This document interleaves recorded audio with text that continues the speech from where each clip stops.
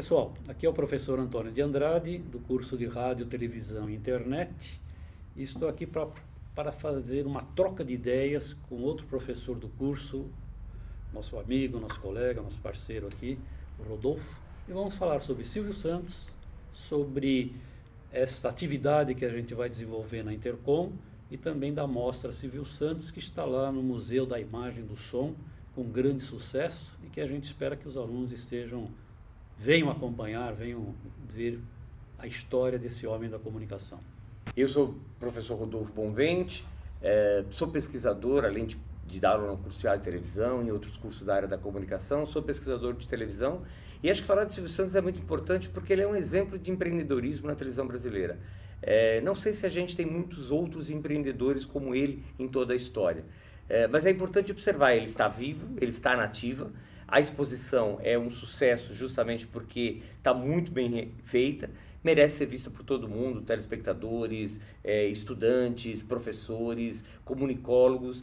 E a ideia do programa do bate-papo é justamente chamar mais atenção ainda e trazer algumas informações que talvez as pessoas não consigam ver na exposição, mas que fazem parte deste mundo que o Silvio Santos criou com a sua emissora de televisão, o seu jeito de apresentar programa e a sua história, que é muito bonita dentro da TV brasileira. Então, Rodolfo, vamos falar um pouquinho aqui sobre Silvio Santos, mas vamos falar em um outro viés, um outro olhar sobre Silvio Santos. Silvio Santos, indiscutivelmente, é um dos grandes empreendedores brasileiros, né? A gente tem que levar em consideração que ele sai praticamente do nada, né? Vendendo capinha de plástico para se colocar documentos. Ele vinha para Niterói, ele saía do Rio de Janeiro e ia até Niterói para trabalhar na rádio. E ele teve uma ideia, ele pegava a barca e a barca não tinha nada, era tudo extremamente silencioso. E ele resolveu colocar som naquela barca. E resolveu começar a trazer anunciantes e fazer propaganda na barca. E a partir daí ele começou a ter ideias que foram culminar com a televisão. Do rádio para a televisão foi um pulo. Na década de 50 ele faz essa migração de uma forma muito tranquila. Até porque ele tinha uma voz possante, uma voz bonita, era alguém extremamente simpático, que sabia se portar diante de uma câmera, e naquela época ainda uma época de uma TV artesanal, essas pessoas faziam a diferença, né? Então, assim como o Hebe Camargo, o Silvio é uma presença constante na televisão a partir do final da década de 50. Eu acho que tem que analisar também, quando a gente fala televisão na década de 50, mas o que era televisão na década de 50? Nós estamos naquele período da primeira década, né? 1950 a 1960, 61, 62, que não tinha videotape. Tudo era ao vivo. E os programas de auditório, que é uma grande herança do rádio brasileiro, vai se transformar numa coisa assim bastante popular a partir da década de 60. Então, quando ele vai para a TV, ele começa em 1961 na TV Paulista, ele já tem um traquejo muito grande. Vamos só explicar o que é TV Paulista. Né? Vamos fazer né?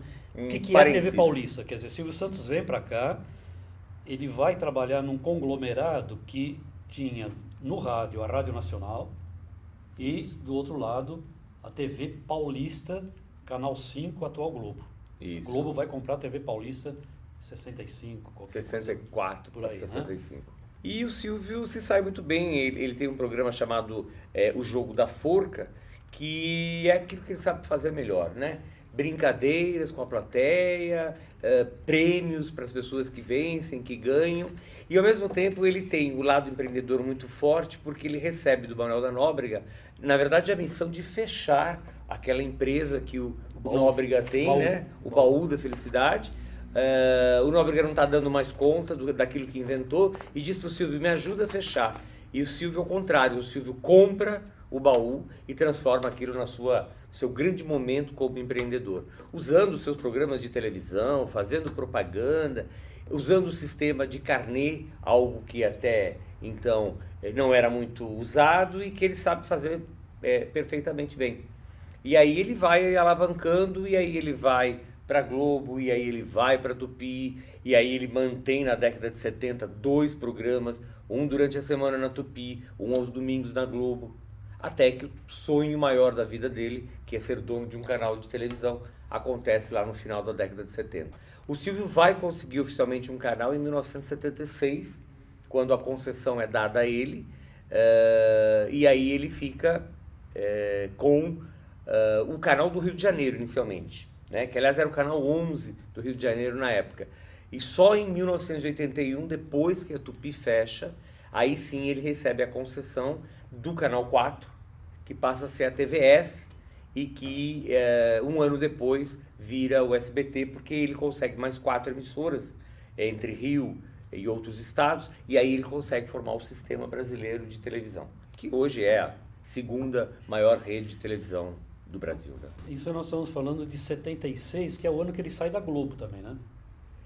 Sai da Globo em agosto, me parece. Na verdade, a briga dele, briga entre aspas com a Globo, é uma coisa muito interessante, porque assim, nem a Globo queria que ele saísse, nem ele queria sair, mas havia um impedimento.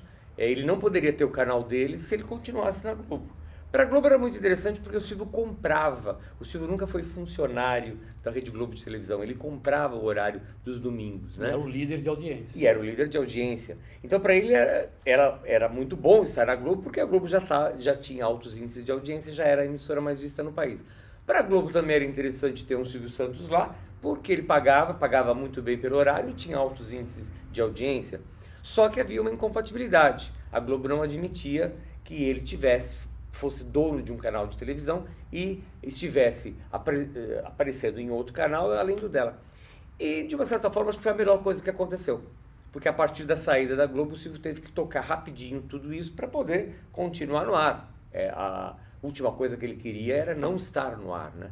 E ele conseguiu, então, ficar no ar até que ele montasse a emissora, a rede de televisão da forma como ele queria. Quando a gente fala 72, 73, é o auge da ditadura militar, que é o período que vai do AI-5, que é 68, que vai durar até 78. A censura estava caindo em cima dos programas de auditório. Flávio Cavalcante foi suspenso, Chacrinha foi suspenso. A própria Dercy. Dercy Gonçalves. Havia uma pressão do governo militar para tirar esse pessoal e acabar com a programação ao vivo.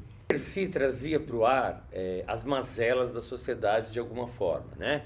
Então ela fazia lá benesses, mas ela criticava o governo e a situação social da população. Mas, de qualquer forma, a característica do Silvio como animador de auditório sempre foi a de não entrar em questões políticas de maneira alguma. Embora ele foi candidato.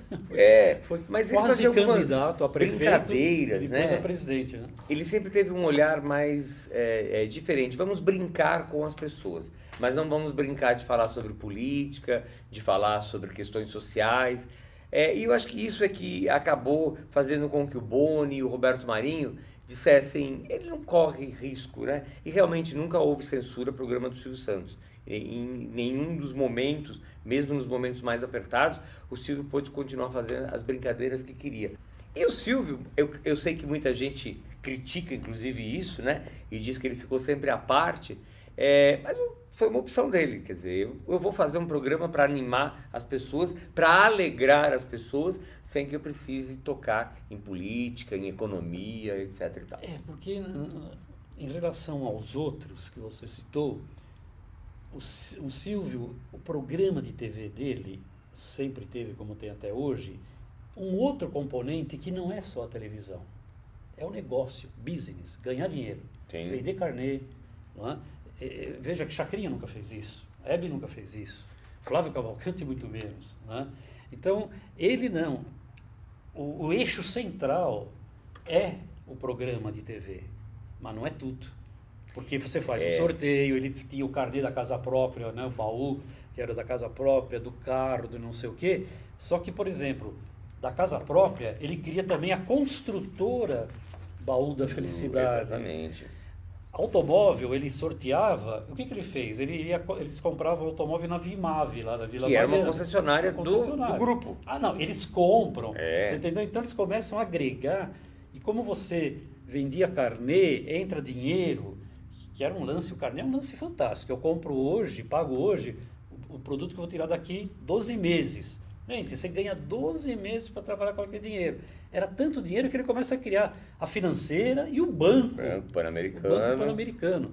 Esses outros comunicadores não tinham essa visão de mercado, essa visão econômica. E na negociação com o governo, para a concessão do canal de TV, a grande preocupação do governo era, mas Silvio, como é que você vai manter este canal no ar? Né? Você vai ter anunciante, você vem aí concorrendo com uma Globo, uma Tupi, uma Record, a Band, a Bandeirantes já existia.